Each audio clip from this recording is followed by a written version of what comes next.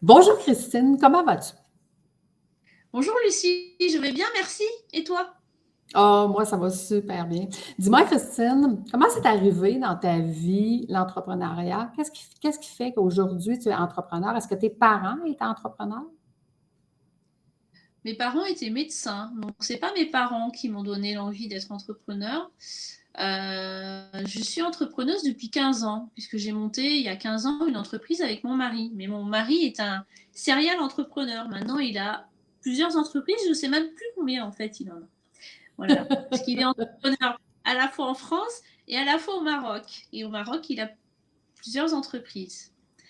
En France, moi, je viens de lancer ma deuxième entreprise qui s'appelle Aventurière de la vie, où je suis coach de vie et coach professionnel pour les entrepreneuses et les femmes qui cherchent à donner du sens à leur vie et peut-être qu'elles ont besoin d'accompagnement, effectivement, pour une meilleure vie. Voilà. C'est ce que je... Ah, avant d'être entrepreneur, qu'est-ce que tu faisais, Christine? Alors moi, j'ai fait des études à l'université de maths et d'informatique appliquée. C'est Mhm. même où j'ai rencontré mon mari, donc il y a de nombreuses années. Et ensuite, j'étais ingénieure en informatique dans une compagnie d'assurance. Voilà, ça c'était avant de devenir entrepreneur. Puis c'est quoi qui t'a donné le goût justement d'être entrepreneur? Parce que là, tu nous dis que tu as deux entreprises. Quelle a été ta première entreprise? Ben, en fait, être salarié, ça me convenait pas. Je n'arrivais pas à trouver une façon d'évoluer.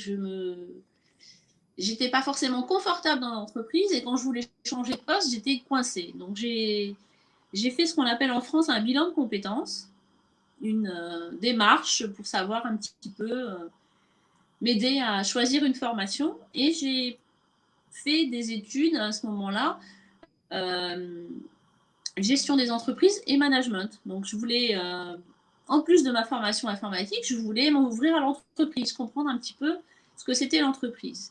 Et à la suite de cette formation, ben, j'ai décidé d'ouvrir une entreprise. Et en fait, c'est l'opportunité parce que mon mari était en train d'ouvrir une entreprise. Donc en fait, on a ouvert une entreprise à deux. Et c'est une entreprise de conseil en informatique. Voilà. Qui existe toujours. Et comme je disais, aujourd'hui, moi, j'ai choisi d'ouvrir une autre entreprise pour faire du coaching de femmes, principalement. Mais qu'est-ce qui t'a amené justement à vouloir coacher les femmes en particulier? Alors, coacher, déjà, c'est parce que je voulais mettre plus d'humain dans ma vie professionnelle. Quand j'étais dans l'entreprise d'informatique, je continuais à faire des missions en entreprise, chez des grands comptes. Et il n'y avait pas, c'était la gestion de projet, mais ce qui me manquait, c'était vraiment l'humain. Voilà. Donc je me suis formée au coaching. Et après, les femmes, en tout cas, ça a commencé, je pense. J'ai commencé à faire des rallyes féminins en 2014. J'ai fait Hmm. le rallye Rose des Sables, qui est connu au Québec, puisqu'on a entre 20 et Oui. 30 de Québécoises qui font ce rallye-là.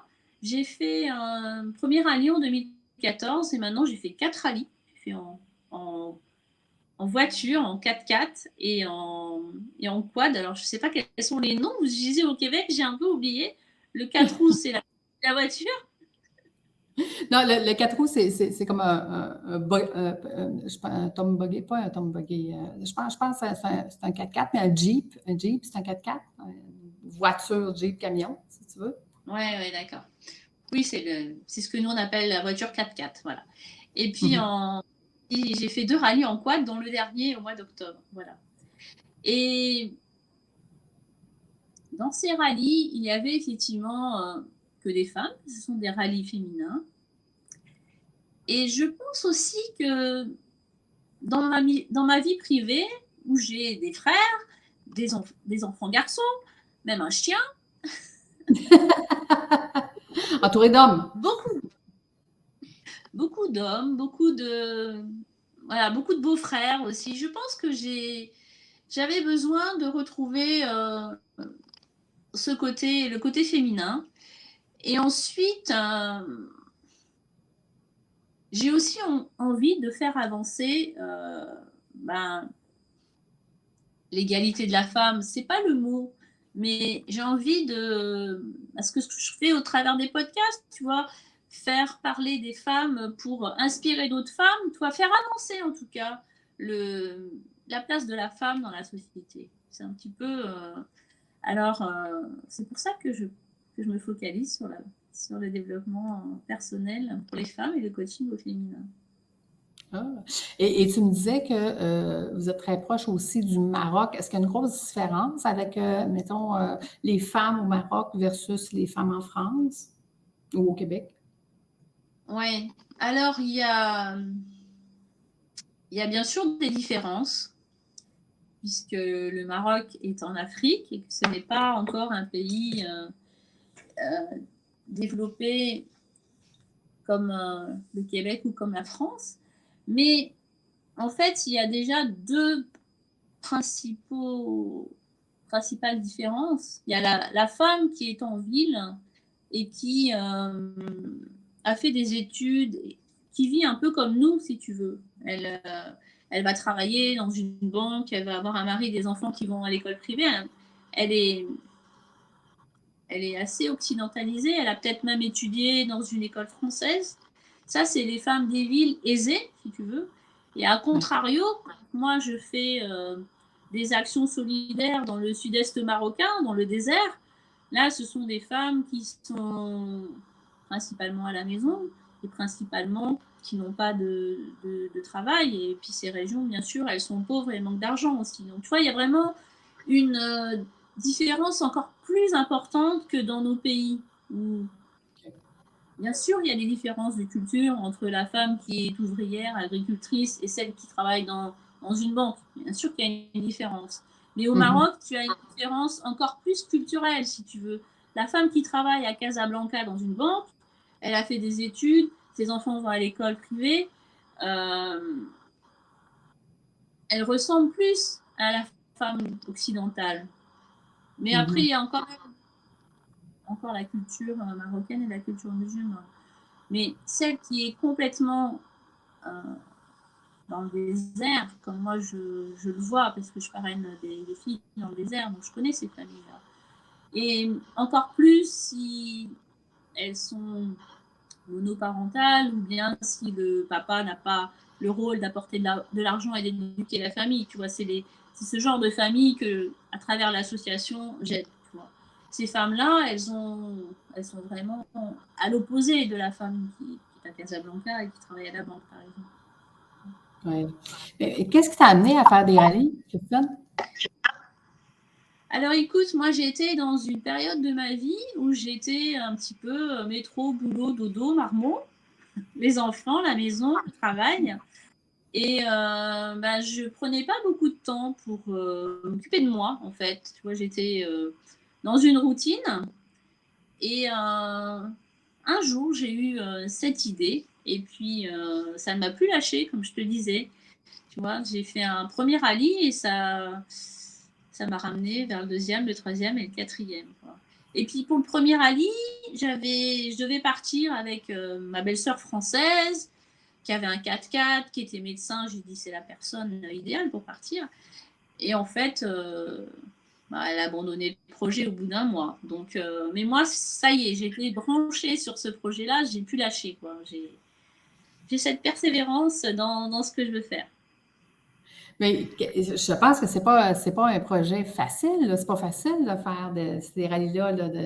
Raconte-nous un peu, là, faire un parcours d'un rallye, là, ça ressemble à quoi? Oui. Alors, si tu pars en 4 roues, donc en voiture 4x4, tu pars avec une coéquipière. Donc déjà, il faut que tu aies une autre femme qui veut partager cette aventure avec toi. Moi, j'ai pas de fille qui est majeure et qui a le permis, parce que je disais que j'avais que des garçons. J'ai pas de cousine non plus, enfin, j'ai pas de sœur, donc j'avais demandé à ma belle-sœur, mais ça s'est pas fait. Donc après, j'ai dû chercher quelqu'un qui était motivé pour le faire. Donc il faut déjà trouver une coéquipière qui est fidèle à ce projet jusqu'au départ et jusqu'au retour du Maroc. Ensuite, il faut financer ce projet. Donc ça coûte quand même de l'argent. Il faut louer le 4 roues, le 4x4. il faut des frais d'engagement de l'organisation qui organise ça, elle dépense beaucoup d'argent et nous, on doit avoir une contribution assez importante. Ensuite, il faut savoir qu'en voiture, ben, moi, je pars de Paris, je descends. À l'époque, on descendait toute l'Espagne et puis on traversait le petit bout entre l'Espagne et le Maroc et puis on continuait à traverser tout le Maroc pour arriver jusque dans le désert à la frontière algérienne sud-est marocain. Et donc, il fallait au moins 1 an de préparation. C'est assez. Il y a des femmes qui arrivent à partir en 3 mois, mais il y a des femmes qui partent en 3-4 ans aussi parce que pour réunir une somme qui est d'environ 15 000 euros en fonction des contacts que tu as ou des actions que tu mènes. Je sais que mais les roses québécoises, elles font aussi des soupers spaghettis ou des actions comme ça. Ouais. Pour récolter de l'argent, il n'y a pas que des sponsoring d'entreprises. En France, on arrive à faire les deux, à faire des événements et des sponsoring d'entreprises. Je crois qu'au Québec, c'est un petit peu plus difficile. Mais en tout cas, le but, c'est effectivement, au bout, d'avoir une coéquipière, d'avoir un budget et puis d'être motivé pour partir. Après, c'est une formidable expérience et moi je dis, c'est même du développement personnel, quoi. Tu reviens, tu es fier d'avoir fait ce que tu as fait, tu as appris plein de choses, c'est du dépassement de soi aussi à l'état pur. C'est une formidable. Oui, c'est ça. Mais ce qui m'amenait justement à te poser la question, c'était quoi le lien que tu faisais dans ton coaching maintenant, quand tu coaches justement des femmes et tout ça, ce parcours-là, la motivation que ça peut leur montrer que tout est possible, ça doit t'aider énormément. Oui, moi je veux les mettre dans l'action, hein, parce que une des forces que j'ai, c'est l'action. Donc je vais les mettre dans l'action, je vais les mettre quel est leur projet de vie, qu'est-ce qu'elles veulent faire. Tu vois, c'est pas que ça soit un projet de vie professionnel ou un projet de vie personnel. Ça peut être aussi des préparations à la retraite où tu peux très bien savoir que ta vie professionnelle, elle va aller jusqu'à ta retraite et avoir un projet de vie à côté. Ça aussi, c'est un moteur pour réussir sa vie, pour être heureux, pour tout ça. Excellent. J'aurais le goût de te demander comment tu vois le futur de ton métier? Est-ce que ça va changer? Est-ce que tu vois qu'il y a des changements qui sont en train de se faire? Au niveau du coaching, Mm-hmm. moi, je sais que je ne vais pas faire que ça. Je vais aussi faire des projets. Je vais aussi délocaliser, emmener mes clientes à l'étranger. J'ai un projet aussi de faire des trek coaching au Maroc. Donc, c'est un projet que je vais partir au Maroc la semaine prochaine, en fait, pour travailler sur ce sujet-là. Donc, moi, mon aventure qui commence cette année d'aventurière de la vie, l'entreprise, c'est de faire du coaching pour faire avancer les femmes vers leur meilleure vie. Mais ça peut être aussi de les emmener aussi en marchant en France ou au Maroc. Alors, je réponds peut-être pas à ta question.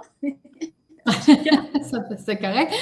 Dans le fond, c'est ta cible à toi de ta vie extraordinaire, ce qui est excellent. Qu'est-ce qui est difficile pour quelqu'un qui dit oui, c'est beau, là, on veut avoir une vie extraordinaire, mais c'est pas ça la vie. Qu'est-ce que tu leur dirais à ces gens-là? Excuse-moi, je n'ai pas bien entendu ta question.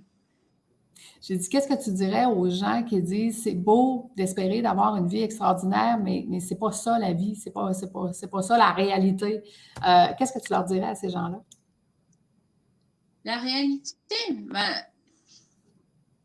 on peut tous avoir une vie rêvée. On peut rêver de passer tout son temps en République dominicaine sur une plage, mais est-ce que c'est la vie? Ça, chacun y répond à sa question. Après, moi, mon coaching, c'est de les mener sur le chemin d'avoir une meilleure vie. C'est pas la baguette magique, ça n'existe pas, et en coaching, ça n'existe pas non plus. Mais en étant pas à pas chaque jour, en menant sa vie vers une bonne direction, sur la direction de son objectif, de son rêve ou de ce que l'on a choisi, je pense que c'est la recette. Oui.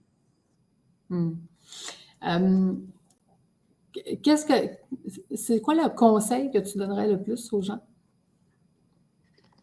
Le conseil, c'est de ne pas arrêter de rêver et de faire des premiers petits pas vers leurs rêves et vers leur objectif. Et s'ils ont besoin de se faire accompagner, il y a plein de personnes pour les accompagner, qui n'hésitent pas à se faire accompagner. Moi-même, je me suis fait accompagner de nombreuses fois et je continue à me faire accompagner. On va simplement plus vite quand on est accompagné. Alors, on peut très bien, effectivement, se faire accompagner aussi. Oui, ben c'est un peu comme je dis tout le temps, là, quelqu'un qui veut obtenir une médaille aux Jeux olympiques, il ne peut pas faire ça tout seul. Hein. Ça y prend des gens qui vont l'accompagner là, à tous les niveaux, autant sur la nutrition que sur l'entraînement et tout ça. Donc, c'est la même chose si on va avoir une meilleure vie. Se faire accompagner, ça va plus vite, je suis d'accord avec toi. Dis-moi, Christine, c'est qui ta clientèle idéale? Ma cliente idéale, ben, c'est une femme, comme on l'a dit tout à l'heure, Mm-hmm. une femme qui se pose des questions sur sa vie privée, sa vie professionnelle, et qui veut changer, et justement qui choisit de se faire accompagner par moi pour aller plus vite vers son objectif. Voilà. Donc c'est quelqu'un qui a envie de changer et qui va avoir une meilleure vie. Good. Est-ce qu'il y a quelque chose qu'on n'a pas discuté encore que tu aimerais partager à nos auditeurs? Alors, oui, certainement. On a parlé des treks que j'allais faire, donc ça c'est dit.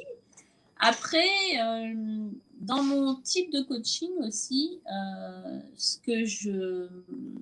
et dans mes valeurs, il y a aussi, j'applique aussi la psychologie positive. Moi, j'essaye d'utiliser dans ma vie et puis dans mon coaching aussi cette partie-là, parce que en se focalisant sur ce qui va bien et sur nos forces, par exemple. Si toi, tu es très bonne à l'écoute dans ta zone de génie, continue, parce que c'est là où tu as des forces.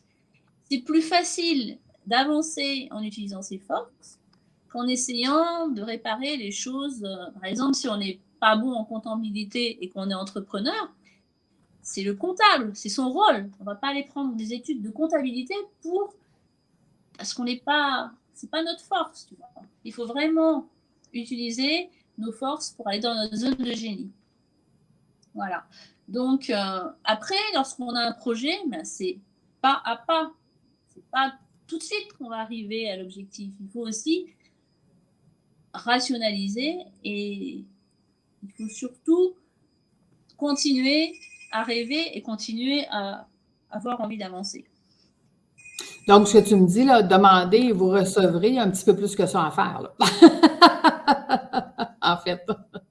Ouais. Je suis d'accord avec toi. C'est pas tout à fait comme ça. Donc, ben écoute, Christine, merci. Merci d'avoir partagé avec nous. J'aimerais juste qu'on termine. Pourquoi tu as choisi justement les aventurières de la vie? Écoute, on parlait d'écriture de livres. Lorsque j'ai écrit le livre le plus important, j'en ai écrit 4, mais celui qui est le plus important pour moi, qui s'appelle Merali, m'ont permis de trouver ma boussole personnelle, c'était juste après ma certification de coaching. Et c'est à la fois du récit de rallye, celui que j'ai gagné en quad, et puis tout ce que j'avais envie de dire sur le coaching, le dépassement de soi, etc. Et dans ce livre, j'ai retrouvé déjà, dans la conclusion, dans la partie de la fin, j'avais déjà trouvé aventurière de la vie, tu vois. Mm-hmm. Alors, comment c'est venu? Le côté aventurière, parce que effectivement, j'aime relever des défis en faisant des rallyes, en faisant des treks, en voyageant, parce que j'aime aussi beaucoup voyager. Et ça, c'est pour le côté aventurière.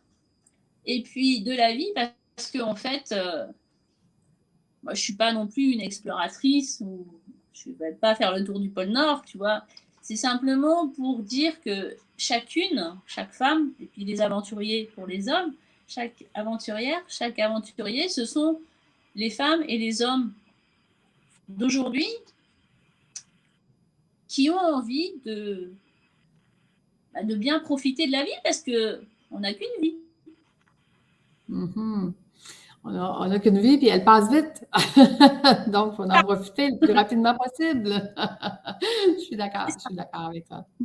Bien, merci. Merci d'avoir été avec nous aujourd'hui. Merci aux auditeurs qui ont passé ce moment avec nous. Donc, nous, on se redonne rendez-vous la semaine prochaine. Merci tout le monde. Au revoir. Merci.